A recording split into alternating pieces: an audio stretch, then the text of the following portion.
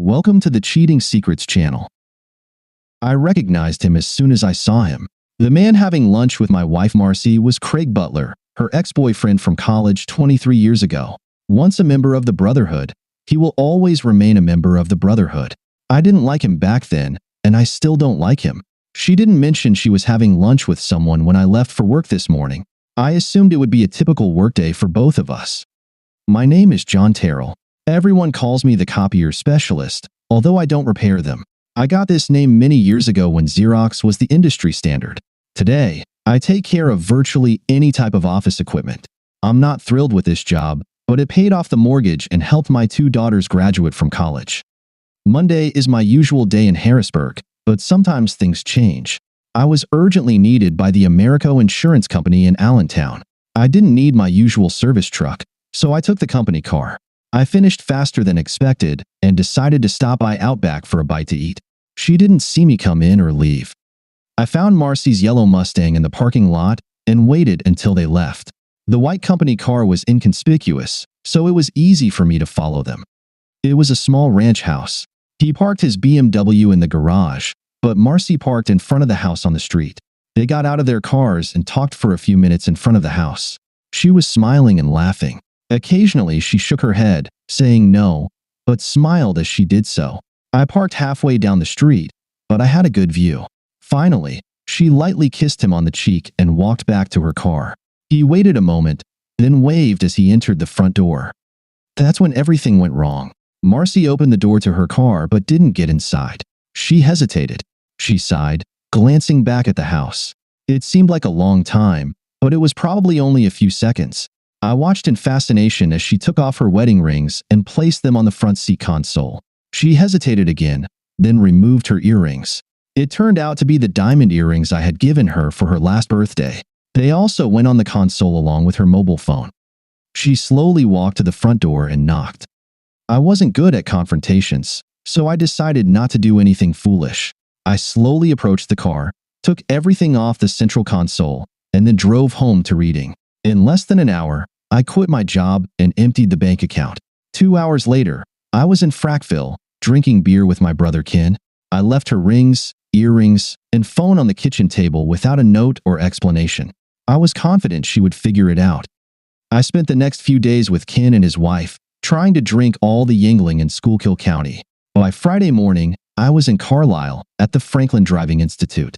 3 months later, I completed all the training and internship requirements and became a fully certified truck driver. I had no trouble getting a job with Franklin National's refrigerated division, which provided me with a guaranteed income and a brand new truck to drive. Shortly after I left, I called Claire, my eldest daughter. I explained what had happened and received a 5-minute lecture on how insensitive and inattentive I was. Since then, I haven't been in touch with either of my daughters. I bought a new cell phone. I won't bore you with the incredible complexities of interstate trucking. Due to government regulations and company policies, it was truly oppressive. And yet, I endured. I was happy, though a bit lonely. Over the next 2 years, I was able to save most of my salary. My needs and expenses were minimal. I stopped by to see my brother a few times, but never stayed overnight. Marcy never contacted my brother, and he had no information about her status. It didn't take me long to figure out how to make the most of my time on the road. I participated in various programs. Free showers, laundromats, and gyms made life much easier. I met Norma Langford in Enid, Oklahoma. She was trying to buy gas with a malfunctioning credit card and cursing like a sailor. Being a gentleman, I asked if I could help and was promptly told to mind my own business and go to hell. 10 minutes later, I had just started to enjoy a chicken fillet sandwich when she plopped down at my table. Sorry, I acted like a jerk out there. Things aren't going well right now, and it's unfair to take it out on you or anyone else. I just looked at her and nodded. I'm Norma Jean Langford. She extended her hand, and I hesitantly shook it in return. John. A few minutes later, she spoke again. You offered to help when we were outside. Actually, I could use a little help. Is that offer still good? What do you need? Could you spare $2 for one of those microwave burritos? I slid a $10 bill across the table. Here, go to the Chick-fil-A counter and get something decent. She grabbed it without hesitation and headed to the counter. 5 minutes later, she returned with a tray and handed me back 3 bills and some change. It took her twice as long as it should have to eat. She was a chatterbox. I finished my lunch and sat watching her. It was, to say the least, a bit mesmerizing. Her voice wasn't unpleasant, but it was constant. She didn't say anything important, just chattered away. Oddly enough, it didn't annoy me. In fact, it was quite the opposite. The only conversation I'd had with any woman in the last 3 years was with waitresses. I found myself smiling at the absurd things she said. When she finished, she took her tray with mine and cleared the table. "So, John, where are you headed?" "Provo." "Oh, good. Can I come with you?" "What about your car?" A quick glance showed it was still at the gas station. "I don't think that's going to work." "Won't work without gas." She didn't answer me. Finally, I got up and headed to my truck. Norma Jean followed me as if I had agreed to her request. I opened the passenger door, and she hopped in. She had no clothes or personal belongings. I have no idea what happened to the abandoned car. No, I can't explain it, but later that same day we went to a mall, and I bought her a few things: jeans, tops, underwear, and comfortable shoes. It was nice to have someone to talk to. To listen to. Norma Jean and I never had sex and were never close. From the beginning, it was a platonic relationship and nothing more. She told me her husband had died and didn't go into details. She had no children, and her parents were retirees in Florida. I did tell her about my situation with Marcy, and she seemed genuinely interested. Norma Jean slept while I drove, and while I slept, she did laundry and busied herself at truck stops. My fuel purchases covered her showers and occasional gym workouts, as well as my own. It was a bit awkward at first, but it quickly settled into a routine. A few times, Norma Jean asked me why I hadn't tried to have sex with her. I didn't have a good answer, so I simply told her I thought of her like a sister. She didn't push the issue. Everything was fine for about 9 months. The only problem that ever arose was her categorical refusal to enter the state of Pennsylvania. On 2 different occasions, I had to drop her off in Hagerstown and pick her up later. And then it all ended. I received a message from the Department of the Interior that seemed a bit ominous. I was to return as soon as possible to meet with the Pennsylvania State Police and a representative from the National Transportation Safety Board. Norma Jean was not happy. She didn't speak to me for the last few hours before I dropped her off at a place in Hagerstown. I promised to pick her up the next day. "Mr. Terrell, I'm Detective Naranha from the Pennsylvania State Police, and this is Bill Fritz from the NTSB."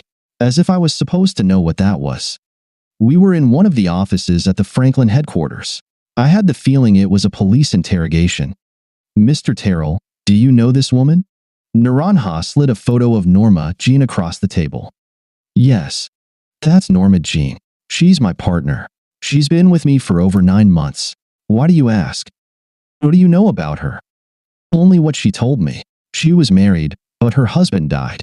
She has no children, and her parents live in Florida. She talks a lot, but doesn't give away much. If you know what I mean." "Anything unusual you've noticed?" "Yes, I have. She doesn't like mayonnaise. She hates country and Western music. She loves butter pecan ice cream." "We mean personality-wise." Bill Fitz tried to interject. "Well, she refuses to enter the state of Pennsylvania. Whenever I have a job that requires me to go into or through Pennsylvania, she asks me to drop her off somewhere. I pick her up later. Is that what you mean?" "Exactly. Would one of you gentlemen care to explain what I'm doing here and what exactly you're trying to accomplish? Norma Jean is a good friend of mine, and I don't want to make a fool of her, especially when I don't know why." Bill Fitz leaned in closer and asked, "Where is she now?" "I don't know. I left her at Love's in Hagerstown." Fitz immediately left the room. Naranha brought me a cup of coffee. Norma Jean is suspected of murdering 6 people. 5 of them were truck drivers. The first was her husband. "We're puzzled because you're still alive." "That's bullshit." "It's a fact, Mr. Terrell. It took some time to connect all the dots, but that's what happened. All 6 died right after having sex with Norma Jean. The FBI crime lab was able to gather and compare data from several hundred possible crime scenes. 6 of them matched. Norma Jean was the common factor. But I'm still alive." "Correct. And there haven't been any fatalities in the past 9 months." Besides the fact that you never had sex with her, we don't know why she stopped killing. How did she kill them? It seems she gave them sleeping pills or some sedative, and then put a plastic bag over their heads. She even left the bags with her fingerprints. All 6 of them? Yes. There might have been more than 6, but that's all we know about at this point. Bill Fitz returned to the room. She's gone. She was caught on surveillance cameras earlier today, but she's not there now. How did you know she was with me? We spent hundreds and hundreds of hours reviewing surveillance footage from service centers. In almost every picture we found, you were there. Of course, it took some time to identify who you were. We were worried you might be involved with her. And now what? You're clear. By the way, your wife is eagerly waiting to hear from you. How did you know that? That was the first place we want to try to find you. We had no idea you had separated. Sorry if we messed up. By the way, she's living in Westchester with her parents now. Can I go? Yes. I need to deliver my load first. Would it be a bad idea for me to return to Hagerstown? Possibly, but we can't stop you. We will be looking for her, and you might lead us to her, if you know what I mean. Are you saying that by looking for her, I might inadvertently expose her? That's correct. No, I didn't contact Marcy or either of my daughters. I was still a bit upset about her affair and my daughter's reactions. I didn't return to Hagerstown after leaving Pennsylvania. I wanted to, but I didn't want to risk it for my friend's sake. 3 months later, Detective Naranha called me. John, I just wanted to let you know that she struck again. This time it was in Pennsylvania. Sorry to hear that. Was it another truck driver? No, this time it was an ordinary guy. His name was Craig Butler from Allentown. Story 2. The toilet seat was up. I stood there, looking at it, wondering if it meant what I thought it did. My wife Sally has a pet peeve about this. If I leave it like that, she'll have a fit. So I put the seat down after I finished my business. I had just returned home from a 3-day trip with a client from another city. 2 hours and a couple of beers on the plane, then another hour in traffic before I got home at 9 in the evening. After a quick hug and kiss with Sally, I headed straight to the bathroom and made my discovery. Sally is my second wife. Some say my trophy wife. She's a beauty, standing at 5 feet 2 inches and built like a Playboy model. She's 20 years younger than my 48 years and is a very cheerful and friendly person. I divorced my first wife because I found out she was cheating on me, and probably, my history naturally makes me suspicious. Also, being a lawyer, I get to see some of the worst sides of people. I had no other reasons to suspect Sally of cheating. Our sex life was good, or at least I thought so, and I never noticed any changes in her attitude towards me. But, as I said, being a lawyer, my firm is large, and I am the managing partner, which means I make a lot of money, so Sally doesn't need to work. She just needs to look beautiful for me. We handle all kinds of legal work, with each partner specializing in a particular area. So, I want to chat with our guy who deals with domestic issues, including divorce. Once burned, I had him draft a prenuptial agreement that was ironclad. Yes, I was quite well protected. He agreed that if we could prove infidelity, she was done for. I really love this girl, but I'm not going to become a cuckold in my own home. So we set things in motion.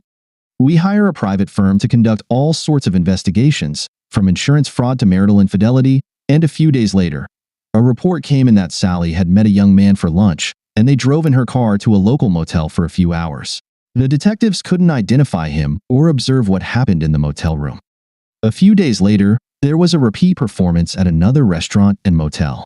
The next week, I had to visit a client in another city for 2 days. A report came in that the young man arrived at my house about an hour after I left and stayed the night. This time, they got his identification from the car registration. It turned out that this guy was her high school sweetheart. I guess she never really grew up. In any case, my guys came over, hooked up recording devices to the phones, installed video recorders in all the rooms where the cheaters were likely to play, and even put a microphone in the headboard of the marital bed. 2 weeks later, I left town for another 2-day trip. When I returned, the investigators had plenty for me, all recorded, with video and audio time-stamped and dated. He arrived in the evening, parked his car in my driveway, used his key, and just walked in through the front door. He didn't even have to ring the bell. She had given him a key. She met him in the hallway, wearing a garter belt, thigh-high stockings, and high heels. nothing else. She looked stunning, sexy, and so desirable. That's why I married her. But now it was for someone else. She threw herself into his arms, wrapped her arms around his neck, and kissed him. Her body pressed against his hands cupped her buttocks, and they stood like that for a few minutes, just tasting each other. She knelt down, frantically unbuckled his belt, pulled down his zipper, removed his pants and underwear, and then took him. I saw her cheeks swell, and she swallowed him whole. Now I knew why she felt so good in bed with me. She took his hand and led him to the living room, where they kissed again. Soon she was sitting on the edge of the sofa, and he was on his knees before her, burying his face in her lap. He must have been very good, as she exploded twice. Then he turned her around, bent her over the couch, and they continued. She was hot, and he was a stud. It was time for a break. While she poured martinis, he finished undressing. They sat, naked, drinking and discussing their plans. They wanted to run away together, but didn't have the money. I had given her several valuable pieces of jewelry worth over $1 million, but they were in our bank's safe, and she couldn't access them without me. I, on the other hand, could get to the safe without her. Sally said, "I know how we can get a lot of money from my husband." "How?" "Kidnap me." "What?" "I mean, fake it." "How?" "In a few weeks, we're going to a big wedding. He'll want me dressed to the nines with all my jewelry. He likes to show me off. During the wedding reception, I'll disappear with all my jewels. I'll get on a plane and be in Rio de Janeiro by morning. Meanwhile, you'll leave a ransom note demanding $5 million for my safe return. Once you get the money, you can join me in Rio." The dumb fool bought into this idea, and they returned to having sex. He took her in positions that I had never even thought of, let alone tried. On the stairs, and later in the bedroom. The sounds she made were incredible. "Yes, yes. Harder. I love you. More. Make me your baby." This guy acted in ways I never could, but that didn't excuse her behavior, and I was determined to make them pay for it. All her jewelry was custom-made, and I had copies of each piece made from fake metals and non-precious stones. I know how insurance works and didn't want to take any risks. When the time for the wedding came, I gave her the fake jewelry. She never noticed the difference. Well, she disappeared as planned and flew to Rio. I was happy to let her go. As far as I knew, she had almost no money with her, just some change for pocket expenses. I canceled all her credit cards and closed our joint bank accounts. I don't even know if she had enough money to check into a hotel. When he tried to collect the ransom, the cops were waiting for him. He got 5 years for attempted extortion. Serves the asshole right. He should have put the toilet seat down. Thank you for listening until the end. See you in the next episode of Cheating Secrets. Take care of yourself and your loved ones. Goodbye.